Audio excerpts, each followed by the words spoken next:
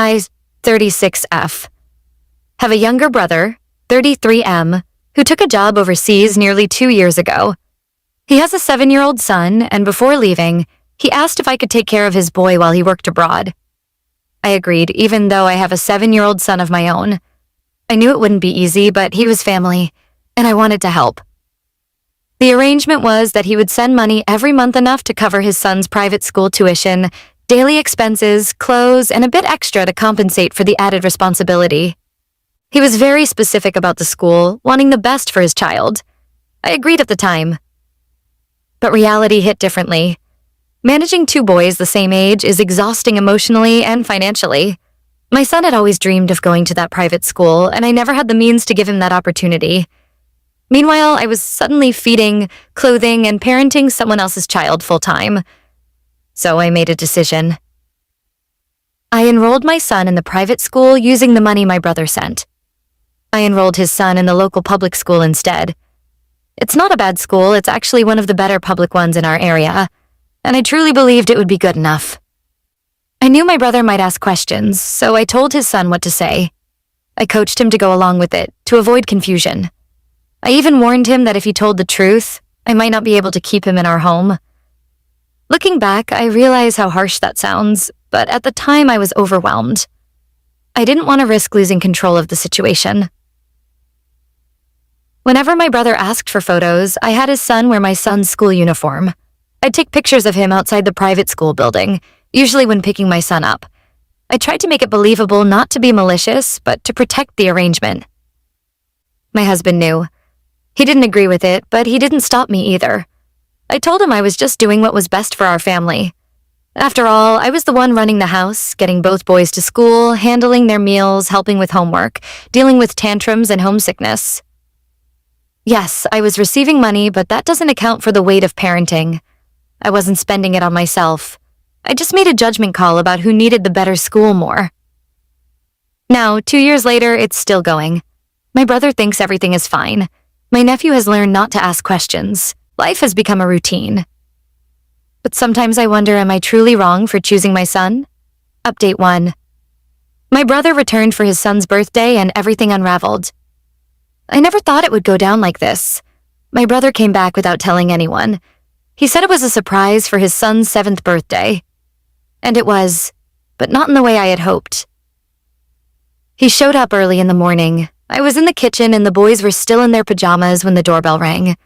When I opened the door and saw him standing there, suitcase in hand, smiling like the proud father he is, my stomach dropped. I knew the lie wasn't going to last much longer. At first, everything seemed fine. He hugged his son tightly, and my nephew clung to him like his life depended on it. It didn't take long before cracks started showing. He asked to see the school. He wanted to surprise him during class. I panicked and said it was a weekend program and the school wasn't open. He didn't buy it.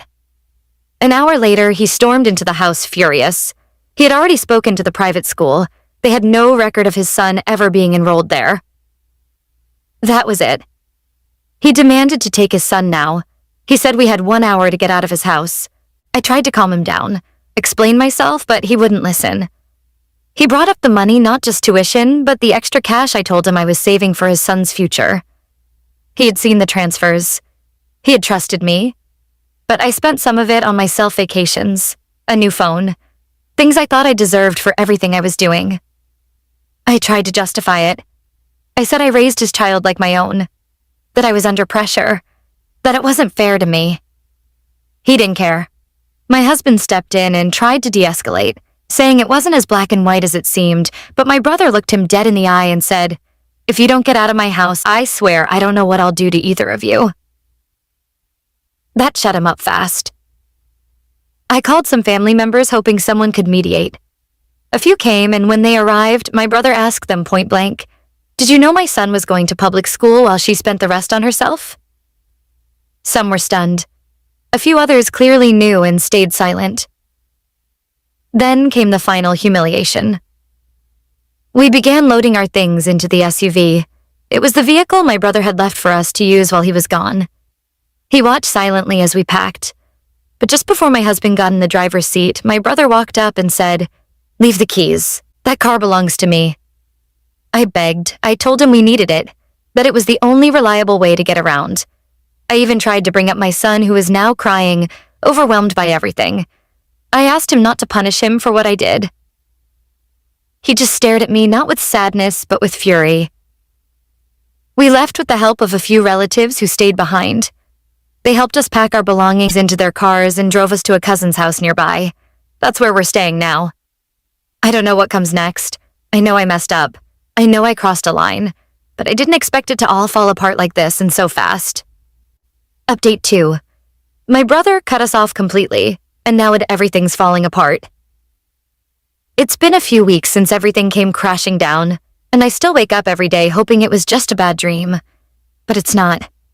My brother found out the truth, and he's cut us off completely. He changed the locks to the house we were living in his house, the one he and his late wife bought together to raise their family in. He let us live there out of trust so his son would have a stable home while he worked overseas. Now it's locked up, and we've had to move in with a cousin nearby. He also locked down every account. That included the private school portal, which led to the next disaster. A friend of mine worked in the admin office of the school, a very prestigious one, and helped me modify some forms early on to enroll my son under the guise of my brother's. She's now under investigation, and it's not looking good for her. There's also a very real chance that my son will be expelled. The school takes integrity seriously, and this deception was a major breach. Then there's the financial reality, which we're feeling hard right now. My brother wasn't just supporting his son, he was fair to us. Every month he sent 2 separate amounts, one strictly for his son's private school tuition, savings, and allowance, and another for household expenses, which he openly said was for food, bills, and a little extra to help support our family for taking care of his child. In truth, he didn't owe us anything more than that, but he still made sure we were okay too. He even occasionally sent more if I said we were struggling. He never questioned it. And what did I do? I used the private school funds for my son instead. Enrolled his son in public school, which costs us less than 10% of what my brother was sending. The rest of that money? It went to cover my own child's education, and sometimes to things we didn't really need, but I justified as earned for the work we were doing. Now we're in deep trouble. My husband had been working less since my brother moved overseas. We relied heavily on that financial support. And now? Nothing's coming in. The tuition bill for my son's school is due soon, and there's no way we can pay it. No backup plan. No savings. Some relatives have asked me directly why. Why would I lie, steal, and risk everything when my brother was already being more than generous? And honestly, I don't know how to answer anymore. I kept telling myself that we deserved it, that raising someone else's child came with sacrifices, and that the money just balanced everything out. But the more I sit with it, the more I see that I didn't just betray my brother, I took advantage of someone who went out of his way to be fair to us. He hasn't spoken to me since that day. He walked out with his son and left everything else behind, including any relationship we once had. Update 3. My brother is suing us, and he wants everything accounted for. Things have gone from bad to worse. My brother is officially suing us. He's not just asking for the money that was meant for his son's private school tuition. He's now demanding everything that was supposed to go into his son's savings account too. On top of that, his lawyer submitted a request for a full financial audit of all the money he sent over the last 2 years. Every transfer, every expense, every receipt. He wants to know exactly where every dollar went. And honestly, I can't blame him. He made it clear, through his lawyer, that he's still choosing to be fair. He's not going after the household support funds he gave willingly, the money meant to help feed, house, and care for both kids while he was away. He's only asking for what was specifically designated for his son. But now, he also wants to know what we did with the money we said we were saving for his future. The savings account that doesn't really exist anymore. And the truth is, we spent it. All of it. Some of it went to cover tuition for our own son. Some to things around the house. A few things were splurges I can't even justify now, but none of it went to the child it was meant for. The family knows now. Most of them side with my brother and his son. The lies can't be hidden anymore. Everyone sees the situation clearly for what it is, My brother was trying to secure his son's future while working himself to the bone overseas, and we took advantage of that trust. My husband has been quiet. He's working extra shifts now, trying to fill the hole we dug, but it's not enough. We're still staying with my cousin, and the atmosphere is tense. We've already worn out our welcome, but we have nowhere else to go. As for our son, we had to pull him out of the private school. Once the school found out about the enrollment fraud, they strongly urged us to withdraw him ourselves. We didn't have the money to keep him there anyway. And my friend, the one who helped me forge the paperwork, was fired. She won't even return my calls now. I ruined her life too. Earlier this week, I went to my brother's house, the home he let us live in, rent-free. I begged him for forgiveness. He wouldn't even let us inside. He opened the door and just looked at me like I was a stranger. He told me his son had told him everything, how I made him lie, how I threatened to kick him out if he spoke up. I tried to say he was exaggerating, that maybe he misunderstood, that children get confused. But then my brother said, "Who's actually lying here?" and pointed to a newly installed security camera above the door. Then he said, "From now on, all communication goes through my lawyer." My husband tried to speak up to say that this was hurting everyone, tearing the family apart, but my brother cut him off coldly and said, "You get one warning. That's it. Leave." So we left. I don't know where we go from here. The audit is underway, and I know the numbers won't lie. I don't know if we can afford to repay what he's asking for. Honestly, I don't even know if we'll make it out of this without going bankrupt. Update 4. We've been warned to stay away. I only see my nephew from a distance now. Everything has completely unraveled. After the audit was finalized, the weight of what we did became undeniable. My brother didn't just sit in silence, he let his pain speak. He laid out exactly what our actions cost him and his son. And now, the consequences are no longer just emotional, they're legal. We've been given a formal warning through his lawyer. We are not to speak to, approach, or attempt to interact with my nephew. Not at school, not in public, not through anyone else. If we violate that, a restraining order will be filed immediately against both me and my husband. I can't even describe how that feels. I was once someone he trusted to care for his child. Now, I've been legally warned to stay away. All I can do is watch my nephew from a distance when I drop my son off at the same school. That's the only time I see him walking beside his father or waiting quietly by the gate. He doesn't look in our direction. And I understand why. Meanwhile, my own son is still struggling. The public school has been a harsh transition. He's confused and overwhelmed and misses everything. From his old school, the structure, the resources, the attention. He's not used to being just another face in a crowded class. He's asked me more than once why things had to change, and I don't know how to answer. My brother hasn't posted anything about the situation online, but he's been sharing pictures of him and his son out for ice cream, hiking, building a model airplane together. No bitterness, just peace. Quiet healing. He's focused on his son now the way it always should have been. I've also learned that the private school offered my nephew a 2-year scholarship. They didn't want to penalize him for the deceit of the adults around him, but they did issue a public statement emphasizing their commitment to honesty and integrity, and their zero-tolerance stance on manipulation of school records. It wasn't directed at us by name, but the message couldn't have been clearer. When we met with my brother and his lawyer to go over the audit results, it was worse than I expected. The audit showed he had always sent separate money for his son's education and future on top of the household support. And we had spent most of it on ourselves, travel, electronics, tuition for our son, furniture, upgrades. His son was barely factored in. I tried to apologize again, but my brother looked straight at us and said, "I trusted you with my child so I could work and build a future for him. You saw him as a burden, even as you lived in my home, drove my car and spent the money I earned. You treated your own child like a prince and mine like an inconvenience." He continued, voice quieter. "You didn't just betray me. You betrayed the memory of my wife. She died believing her son would be safe with you."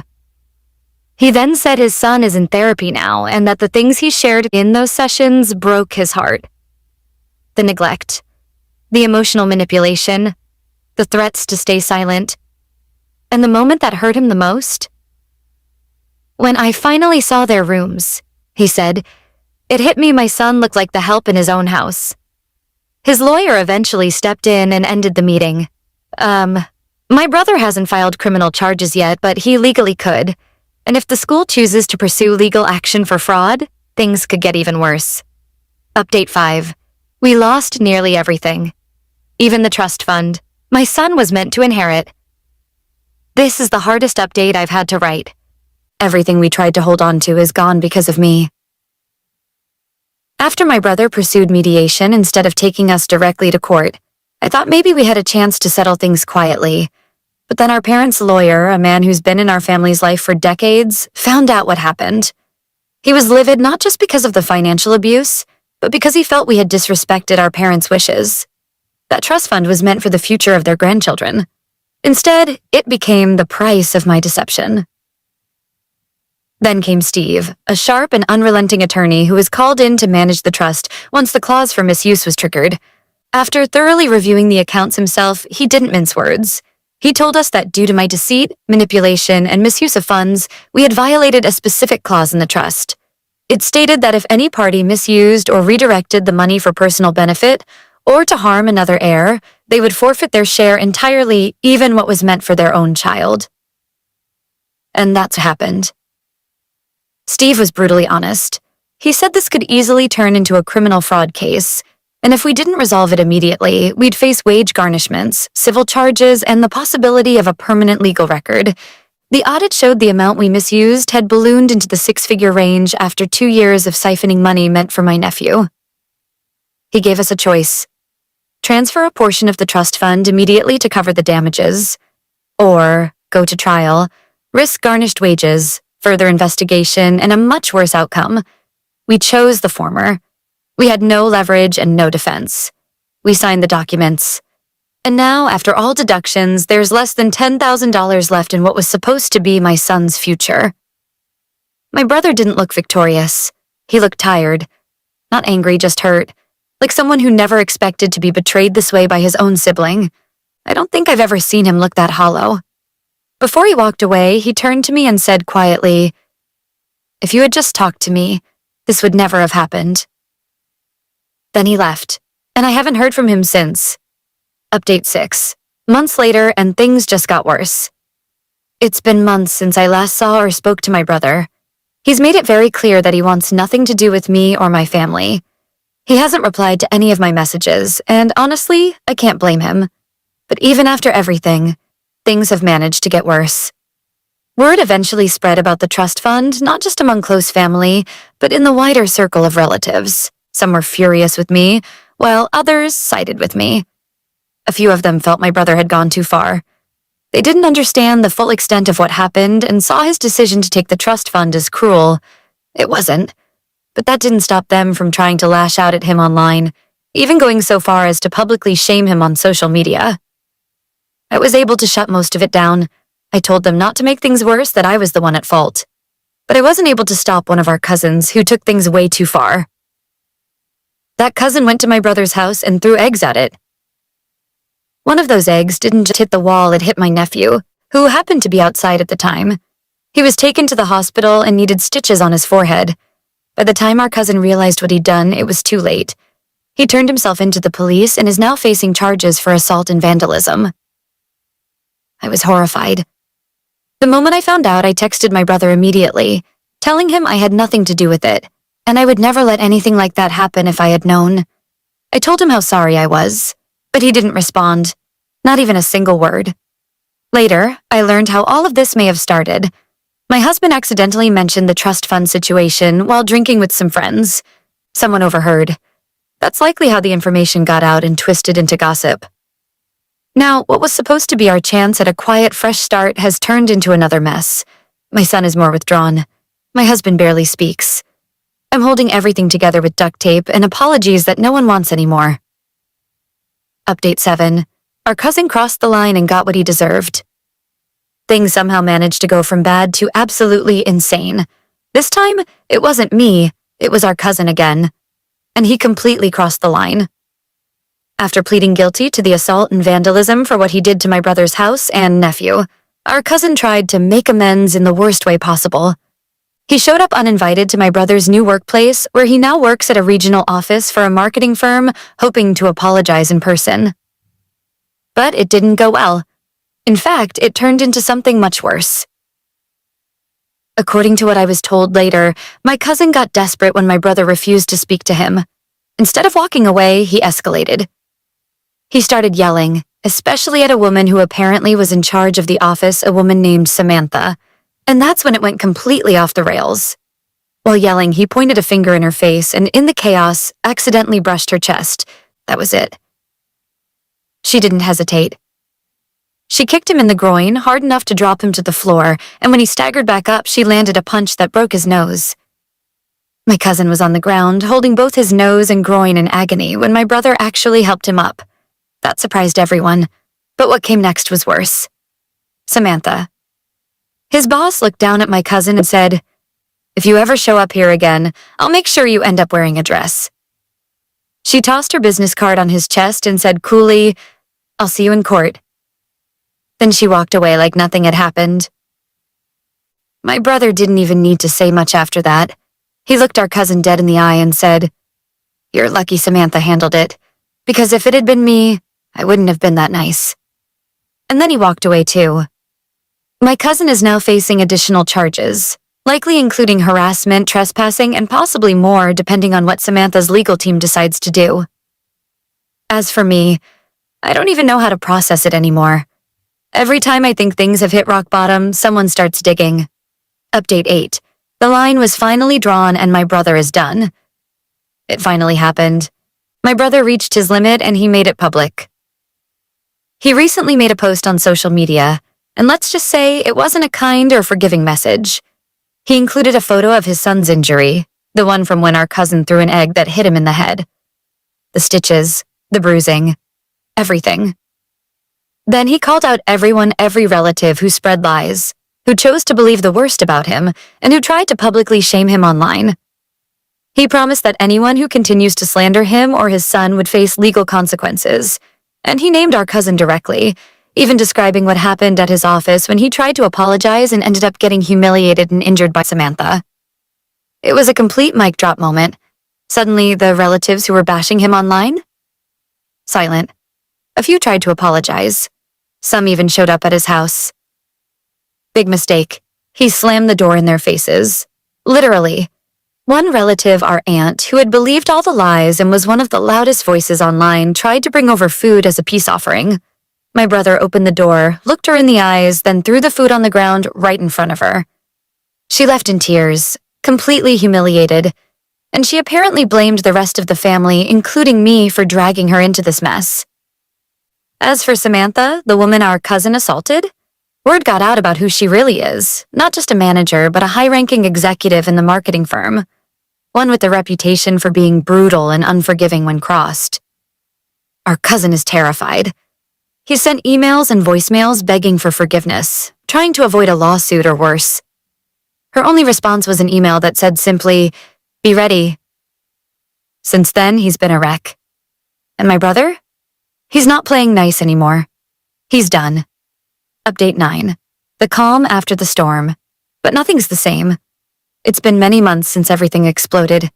Since the lawsuits, the betrayal, the hurt, and the fallout that followed. And while things have calmed down on the surface, I can't pretend that everything is okay.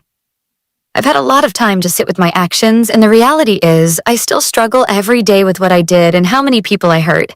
The damage rippled far beyond just my brother and his son. Our family is fractured. Gatherings are no longer the same. The energy is different, more subdued, more guarded. A lot of people have stopped coming altogether. Some family members started hosting their own separate gatherings, and to no one's surprise, my brother attends those instead. He keeps his circle tight now. He's changed. He's more cautious, more protective, especially of his son. And honestly, I can't blame him. His boy has a permanent scar now, a constant reminder of what our cousin did. That one act of hate sealed so much pain, and my brother never lets his son out of his sight when family is involved. Even our aunt, who once was always so loud and lively online, is quiet now. Careful with her words. She used to be cheerful and carefree, now she barely posts anything. The public shaming from my brother, especially the food incident, changed her deeply. I'll be honest. My brother's actions were harsh, but I deserved them. This all started because of me, because I let jealousy and entitlement cloud my judgment. I stole from him. I lied. I made his son feel like a second-class citizen in a home that was meant to protect him. As for my own son, he's adjusting. The public school is different, smaller, but he's making friends. He's doing better now, and I'm thankful for that. Meanwhile, my nephew is thriving at the private school I once stole from him. It's painful, but it's also right. He deserves that chance, and my brother made sure he got it. My husband and I had a very long talk. We're trying to rebuild not just our relationship, but also the trust fund we destroyed through selfishness. We agreed that our son's future still matters, and we need to own what we broke. I don't know if my brother will ever forgive me. I wouldn't be surprised if he never does. He hasn't spoken to me directly since that day outside his home. And as for our cousin, he's a wreck, always looking over his shoulder, paranoid. Samantha hasn't moved on. No updates on the lawsuit, but it's like she's enjoying his fear, letting him stew in it. It's a quiet kind of revenge, and somehow, it's worse than anything loud or direct. We're living in the aftermath now, and I don't know what's next. What would you do in this situation? Let us know in the comments. If this story had you on the edge of your seat, smash that like button and subscribe for more jaw-dropping family drama, shocking betrayals, and the revenge stories you won't believe.